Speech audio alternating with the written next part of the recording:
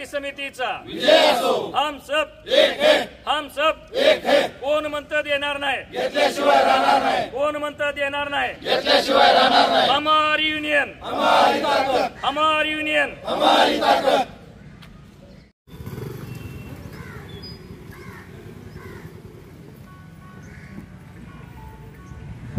Maharashtra ST कामगार कृती समितीचा विजय असो। महाराष्ट्र एसटी कामगार कृती समिती करा, हम सब एक है, हम सब एक है, हमारी यूनियन, हमारी ताकद, हमारी यूनियन, हमारी ताकद, हम सब एक है, हम सब एक है।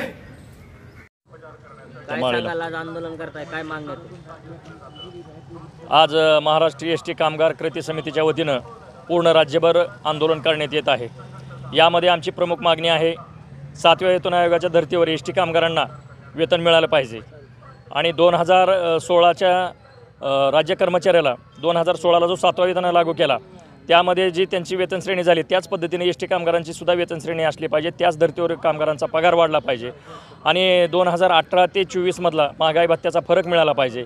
त्यानंतर 3849 कोटीमध्ये जो काही पाठीमागे करार झाला त्यामध्ये 3100 कोटी रुपये शिल्लक आहेत, ती रक्कम आम्हाला मिळाली पाहिजे आणि 7व्या वेतन धर्तीवर एसटी कामगारांना पगार मिळाला पाहिजे। या पद्धतीनं आमचं आंदोलन चालू आहे। जर मागण्या मान्य नाही झाल्या तर पुढची भूमिका काय? जर मागण्या मान्य नाही झाल्या तर वरिष्ठांचा आदेश येईल, त्या पद्धतीनं कार्यवाही होईल।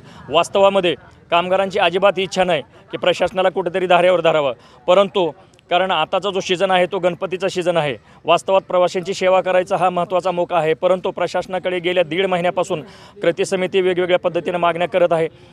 20 तारखेला बैठक लावण्याचं मान्य केलं होतं शासनानं, परंतु वेळ दिला नाही आणि बैठक झाली नाही। प्रशासकीय अधिकाऱ्यासोबत फक्त बैठक झाली, त्या बैठकीमध्ये सगळ्या गोष्टीवर चर्चा झाली आणि तुम्हाला तुमचं देणं आहे त्या पद्धतीनं देणं दिलं जाईल अशा पद्धतीनं सुद्धा सुतोवाच त्यामध्ये ऐकायला मिळालं, परंतु प्रत्यक्षामध्ये कुठलीही कार्यवाही झाली नाही, म्हणून हा आंदोलनाचा मार्ग कामगारांना स्वीकारावा लागलेला आहे।